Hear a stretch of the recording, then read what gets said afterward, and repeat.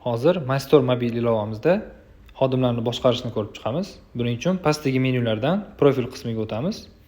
Bu yerda pastroqda xodimlar bo'limi mavjud. Unga kiramiz. Ko'rib turganimizdek, bu joyda xodimlarimiz ro'yxati turibdi. Sizda hech qanaqa xodim bo'lmasligi mumkin. Yangi xodim qo'shish uchun tepa o'ng burchagidagi belgini bosamiz. Bunaqa oyna ochiladi. Bu joyda demak xodimimizning ma'lumotlarini to'ldirib chiqishimiz kerak bo'ladi. Demak, uni ismini kiritamiz. Misol uchun Xurshid, familiyasini kiritamiz, Hakimov. Telefon raqamini kiritamiz. Bu telefon raqami majburiy hisoblanadi. Sababi shu xodimingiz mana shu ilovaga o'zini demak telefon orqali kirib, sizni demak do'koningizni mahsulotlarini boshqarishga imkoniyati bo'lishi kerak. Chunki u sizni mahsulotlaringizni sotadi, demak omborga mahsulotlaringizni qo'shadi. Ya'ni do'koningizni mana shu ilova orqali boshqarishi kerak bo'ladi. Shu sababdan telefon raqamini kiritish kerak. Demak, telefon raqamini kiritib qo'yamiz. Hozir bu yerda misol uchun kiritaman. Demak, kiritdim. Boshqa ma'lumotlarni ham kiritib qo'yamiz. Mana shu yulduzcha, qizil yulduzcha bilan belgilanganlar majburiy hisoblanadi. Agar qizil yulduzchasi yo'q bo'lsa, majburiy emas. Uni kiritishingiz shart emas. Endi keyingisiga o'tamiz. Bunda oxirgisi ruxsatlar demak qismi. Bu ham majburiy hisoblanadi. Kamida bitta ruxsatni berish kerak. Endi bu xodimingizni aynan do'konda nima ish qilishiga bog'liq. Xodimingiz misol faqatgina sizda kassada o'tirib sotishi mumkin. Boshqa demak joylarga ruxsati yo'q bo'lishi mumkin. Misol tashqaridan mol kelganda uni do'koningizga tushirib olishga, qabul qilib olishga uni hech qanaqa demak ruxsati yo'q bo'lsa va unaqa ruxsat unga kerak bo'lmasa, demak unga bu ruxsatlarni bermaysiz. Agar hammasi kerak bo'lsa yoki shunaqa do'konlar ham bor, sherikchilikda ishlashadi.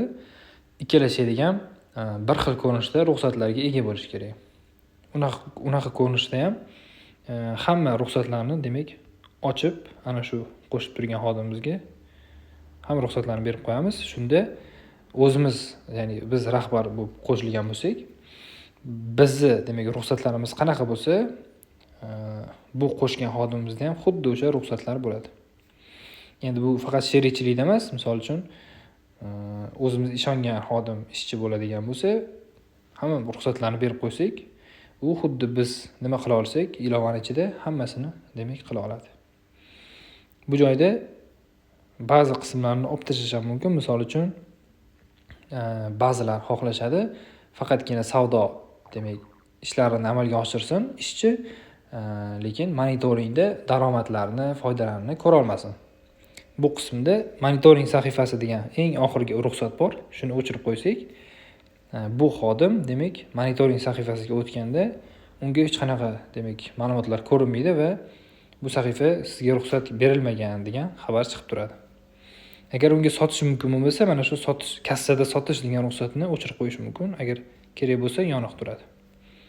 Qolganlar ham xuddi shunaqa kategoriyalarni boshqarish, ta'minotchilar boshqarish, mijozlar, xodimlar va omborlar hammasi qismi demak bemalol kerak paytda yoqib o'chirib, unga ruxsatlarni biriktirish mumkin. Bu narsa hozir qo'shishda bo'lib turibdi. Agar xohlasangiz, sizda bor demak xodimni yoki hozir qo'shdingiz, keyin ozgina vaqtdan keyin unga qaysidir demak ruxsatni undan olib tashlamoqchisiz. Shu holatda ham bemalol mana shu ruxsatlardan foydalanish mumkin. Endi bu joyda mahsulotlarni boshqarish qismi bor. Mana bu mahsulotlarni boshqarishda to'r yozilgan. Ana shundan keyingi pastga qaragan strelkani ustiga bossak, mana bunaqa mahsulotlarni qo'shish, tahrirlash, o'chirish, sotib olish uchun alohida ruxsatlar berilgan. Bular nimaga kerak? Sababi misol uchun xodimingiz mahsulotlarni qo'shishi mumkin, lekin ularni tahrirlay olmaydi yoki o'chira olmaydi yoki misol uchun sotib ola olmaydigan qilib qo'yishi mumkin. Bu degani faqat qo'shishda mahsulotni ta'minotchidan yoki o'zi olib kelib turib, do'koningizga qo'shib, mana shuncha miqdorda deb kiritib qo'ya olmaydi. Faqatgina shunaqa mahsulot bizda sotiladi degan ko'rinishda qo'shib qo'yishi mumkin, soni miqdorini kiritmaydi. Sotib olishda soni miqdorini ham kiritadi va ana shu kiritib saqlagan mahsuloti sotib olingan mahsulot sifatida demak omborga qo'shiladi. Mahsulotlarni o'chirishda ham bor mahsulotlaringizni umuman o'chira olmaydi agar bu ruxsatni bunaqa ko'rinishda olib tashlasangiz. Hammasi mana bunaqa ustiga bosilganda demak olib tashlab yoki qo'shib qo'yish imkoniyatlari mavjud. Endi bu joyda mahsulotlarni tahrirlashni agar siz olib tashlasangiz, mana shu joyda bizda ba'zi shunaqa demak talablar borki, ya'ni bizni ishchimiz bizni demak mahsulotlarimizni tan narxini va ustiga qo'yilgan marjamizni ko'rmasin, bilmasin deyishimiz mumkin. Shunaqa talab bo'lishi mumkin. Shu holatda mana shu mahsulotlarni tahrirlash ruxsatini olib tashlasak, ana shu qo'shayotgan xodimimizga mahsulotimizni har qanaqa hamma mahsulotga tegishli bu. O'sha mahsulotimizni demak tan narxlari, marjalari umuman demak ko'rinmaydi. Shunaqa ko'rinishda demak ruxsatlarni berib borishimiz mumkin. Hamma maydonlarni to'ldirdik. Oxiridagi qo'shish tugmasini bosib boramiz. Mana eng birinchida Xurshid Hakimov biz hozirgina qo'shgan xodim ko'rindi. Mana bunaqa ko'rinishda chapga surib xodimning boshqa ma'lumotlarini demak tahrirlash mumkin. Mana monitoringni o'chiq qoldirgan ekanmiz. Monitoringni yoqib qo'yamiz, tahrirlaymiz. Mana qaytib kirganimizda ana shu ruxsat yoqilgan holatda ko'rindi.